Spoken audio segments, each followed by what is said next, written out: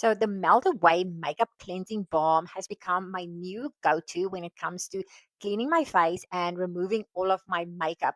It was honestly so nice to use. I immediately felt how soft it was on my skin, how gentle it was, but I also saw all of my makeup, all of my products, my sunscreen I used, I could feel it properly cleanse my face. I was really surprised by even though the fact that it felt thick and gooey, the way it felt on my skin was just extremely soothing.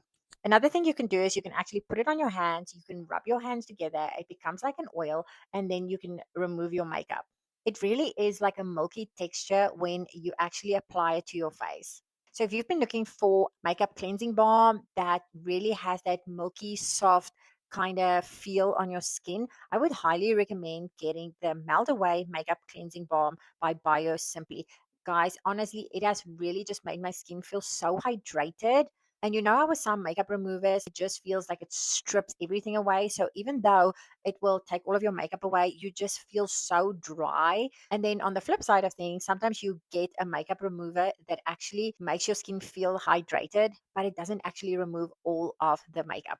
So this one has been a nice combo for me where it just feels like it hydrates my skin, but it also removes all of my makeup.